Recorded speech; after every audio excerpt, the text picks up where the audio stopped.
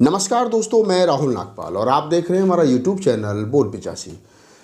नरेंद्र दामोदर दास मोदी जब गुजरात के मुख्यमंत्री थे तो उनका आपने वो भाषण खूब सुना होगा जिसमें वो कहते थे, भाइयों बहनों, मुझे मालूम है रुपया यूं ही कमज़ोर नहीं होता, उसके पीछे कुछ ना कुछ तो वजह होती है।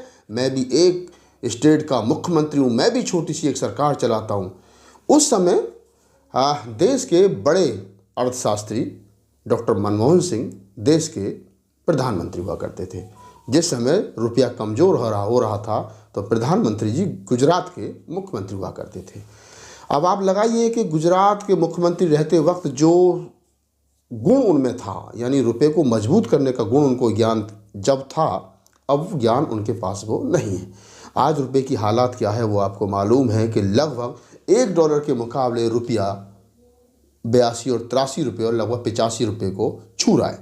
प्रधानमंत्री जब से देश के प्रधानमंत्री बने लगभग उस समय 60 और 62 था, आज 20 रुपये रुपया और कमज़ोर हो गया है। ये बात मैं इसलिए कह रहा हूँ कि प्रधानमंत्री जी जो कहते हैं वो करते नहीं हैं और जो करते हैं वो कभी कहते नहीं हैं। जब से प्रधानमंत्री बने हैं नरेंद्र मोदी, तब से लेकर के आज तक देश आंदोलन के मोड़ पर है। आप देखेंगे जब प्रधानमंत्री के सामने इन पिछले 9.5-10 साल में जितने आंदोलन हुए हैं, शायद 70 साल में उतने आंदोलन सरकार के खिलाफ नहीं हुए हैं। अगर मैं दलित आंदोलन की बात करूं तो उसमें बड़ा आंदोलन 2 अप्रैल 2018 को SC/ST एट्रोसिटी एक्ट को लेकर के देश के तमाम दलित रोड पर उतरे, जिसमें 13 से ज़्यादा दलित शहीद हो गए, नौजवान शहीद हो गए, जिसके चलते उनका SC/ST एक्ट मुश्किल बच पाया। उसके बाद में दलित आंदोलन के बाद में किसान आंदोलन आप लोगों ने देखा कि जिस प्रकार से 13 महीने तक किसान MSP की मांग और 3 काले कानूनों को वापस करने के लिए बैठे रहे, वो भी अपने आप में बड़ी बात थी। उसके बाद में OBC आंदोलन हुआ। OBC आंदोलन आपको मालूम है कि जब उत्तर प्रदेश सरकार में 69,000 शिक्षक भर्ती घोटाला हुआ, जिसमें OBC का 27% आरक्षण में बेईमानी की गई और वहाँ की सरकार को OBC जो आयोग है उसने कहा कि नहीं, वास्तव में बेईमानी हुई है नियुक्तियों में, उसको लेकर के 69,000 शिक्षक भर्ती घोटाले को लेकर के सालों आंदोलन चला। रिजल्ट आपके सामने। उसके बाद में मुसलमानों ने इस देश के अंदर आंदोलन किया NRC और CA को लेकर के। सालों तक मुसलमान NRC और CA को लेकर के रोड पर बैठे रहे। हिंदू मुसलमान टकराव की स्थिति में आए, चाहे ऐसी कई स्थिति रही हैं, चाहे तो वो शाहीन बाग का आंदोलन हो और चाहे लखनऊ के घंटाघर का पर मुसलमानों द्वारा दिया जा रहा आंदोलन हो, जिसमें बहुत सारे लोगों पर FIR हुई और उनको जेल भेज दिया गया। उसके बाद में आप देखेंगे कि EVM का आंदोलन, इलेक्ट्रॉनिक वोटिंग मशीन से लोग संतुष्ट नहीं हैं, इसलिए देश के ज़्यादातर नेता या लोग जो है वो रोड पर हैं और कह रहे हैं कि लोकतंत्र को बचाने के लिए EVM से चुनाव जो है, वोटिंग जो है वो बंद करो।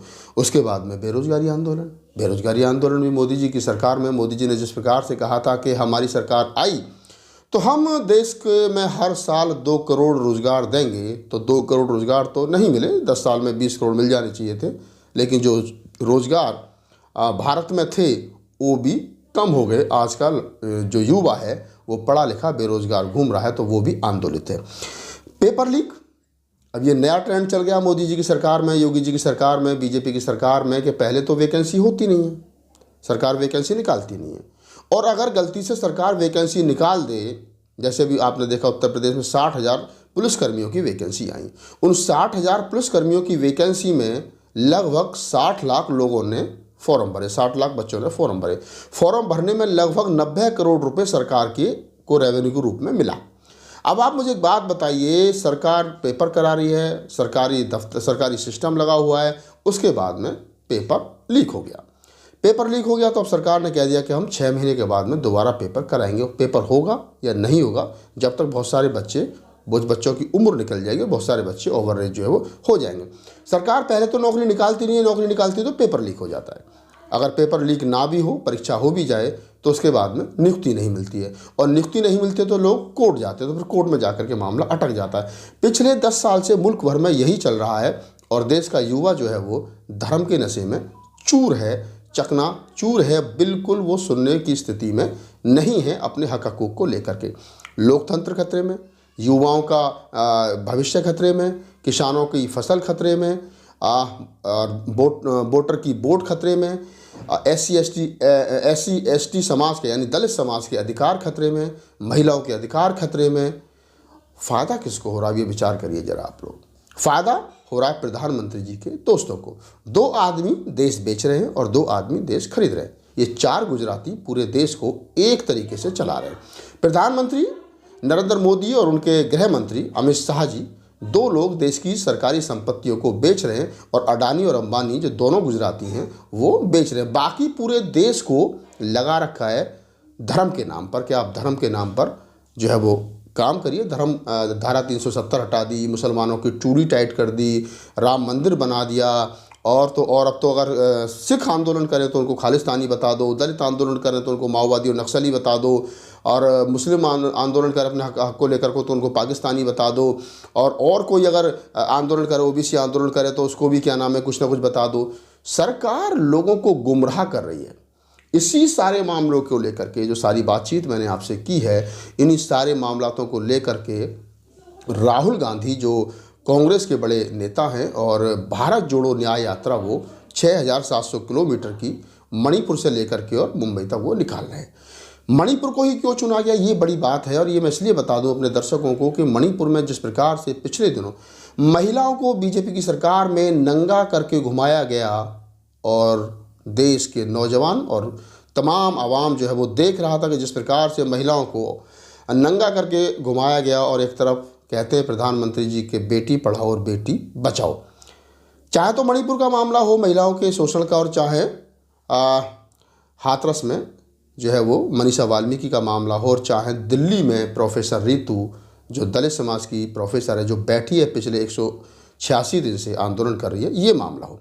सरकार महिलाओं को लेकर के कितनी उदासीन है आपको पता है। इसलिए मैंने कहा कि मणिपुर में राहुल गांधी की भारत जोड़ो न्याय यात्रा वहाँ से चली और अब वो मुंबई की तरफ जो है वो जा रही है।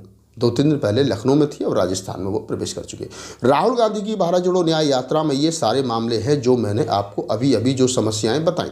प्रधानमंत्री जी जैसे कहते थे, जैसे मैंने बताया कि इतने सारे आंदोलन प्रधानमंत्री जी के कि जब से सरकार बनी है बीजेपी आरएसएस की डबल इंजन की जो सरकार बनी है उसमें इतने आंदोलन हुए हैं, लेकिन सरकार जवाब नहीं दे रही। लेकिन राहुल गांधी की भारत जोड़ो न्याय यात्रा में वो 5 न्याय, किसानों को न्याय मिले, उनको एमएसपी पर लिखित रूप में गारंटी, अगर जिस प्रकार राहुल गांधी ने कहा है कि हमारी सरकार बनी तो हम किसानों को एमएसपी देंगे यानी मिनिमम सपोर्ट प्राइस। नारी न्याय, जैसा मैंने मणिपुर में महिलाओं को नंगा घुमाए जाने की या रितु या अन्य मनीषा वाल्मीकि का जिक्र किया, तो महिलाओं को न्याय मिलना चाहिए, ये भी राहुल गांधी अपनी भारत जोड़ो न्याय यात्रा में कह रहे हैं। युवा न्याय, जैसा मैंने जिक्र किया कि जिस प्रकार से युवा बेरोजगार हो रहा है और सरकार के पास में उनकी बेरोजगारी को कम करने का कोई प्लान नहीं है, वो सिर्फ कभी कहती है कि पकौड़े तलो और कभी कहती है कि कोई दूसरा काम जो है वो कर लो, तो इसको लेकर के युवा न्याय। फिर श्रमिक न्याय यानी मजदूर न्याय, राहुल गांधी का चौथा न्याय श्रमिक न्याय यानी मजदूर को मजदूरी। एक फिल्म का डायलॉग आपने सुना होगा कि मजदूर का पसीना सूखने से पहले उसकी मजदूरी उसको मिल जानी चाहिए। ये बहुत अच्छी बात जिस भी राइटर ने लिखी है, बहुत अच्छी बात कही है कि अगर पूरे दिन व्यक्ति मजदूरी करता और शाम को उसे मजदूरी टाइम से नहीं मिले, या जिस काम के लिए वो बना है, जिस काम के लिए उसने खुद को तैयार किया है, उसके लेवल का उसको काम ना मिले, तो ये भी उसके साथ ज्यादती कहीं ना कहीं है। भागीदारी न्याय बड़ा न्याय है। एक ही समाज के, जैसे जिस प्रकार राहुल गांधी अपनी भारत जोड़ो न्याय यात्रा में मुद्दा उठा रहे हैं कि एससी कितने हैं, एसटी कितने हैं, ओबीसी कितने हैं, महिलाएं कितनी हैं, गरीब कितने हैं, नहीं है। पत्रकारिता में, मेन स्ट्रीम मीडिया में 0, जुडिशरी में 0, प्रोफेसर कितने हैं, जज कितने नहीं हैं। तो ये भागीदारी का सवाल है। राहुल गांधी के 5 न्याय जिनको लेकर के राहुल गांधी भारत जोड़ो न्याय यात्रा निकाल रहे हैं, और जो मैंने मोदी जी की, इनको मैं एक तरीके से कहूँ कि उपलब्धियां हैं इनकी सरकार की, ये जो गिनवाई हैं, और सरकार जहां घिर रही है, जरा इस पर भी एक नज़र हम लोग डाल लेते हैं। इलेक्ट्रॉल बॉन्ड, सरकार के पास में एक ही कंपनी हज़ारों करोड़ रुपए का दान देती थी है, और इस पर जांच नहीं बैठ रही है कि आखिरकार इलेक्ट्रॉल बॉन्ड के नाम पर बीजेपी को मिलने वाले चंदा, ये इतना 5000 करोड़ से ज़्यादा जिन कंपनियों ने दिया है, इन कंपनियों को प्रधानमंत्री जी ने कौन सा फ़ायदा पहुँचाया है, ये किस लालच में बीजेपी को इतना सारा जो है 5200 करोड़ रुपए के आसपास का चंदा जो है वो दे रहे हैं। दूसरी तरफ अगर हम कहें कि भ्रष्टाचार, कोई भी दूसरा नेता दूसरी पार्टी में जब होता है तो अगर वो जरा सा भी गलत होता है या नहीं भी होता है तो उस पर ईडी और सीबीआई के छापे डलवाए जाते हैं और उसको जेल में डाल दिया जाता है।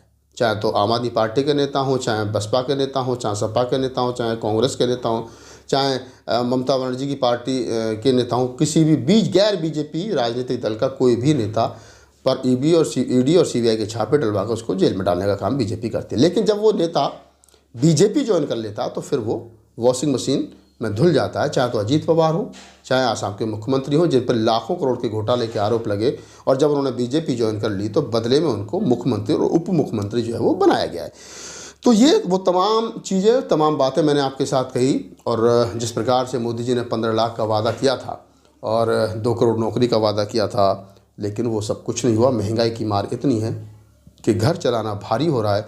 ऐसे में इस सरकार को विदा करने के अलावा दूसरा विकल्प इस देश के नौजवानों के पास या देश के वासियों के पास नहीं है। थोड़ा सा धर्म का चश्मा हटाइए और सोचिए कि आपके संवैधानिक अधिकार जो हैं वो कहाँ हैं और कितने हैं। सरकार की जिम्मेदारी है लोगों को रोज़गार देना, सरकार की जिम्मेदारी लोगों को रोटी देना, सरकार की जिम्मेदारी रोटी कपड़ा मकान की सरकार की जिम्मेदारी है। और सरकार हाथ खड़े करके कह रही है कि नहीं हम कुछ नहीं कर सकते, तो ऐसी सरकार को बदल देना चाहिए।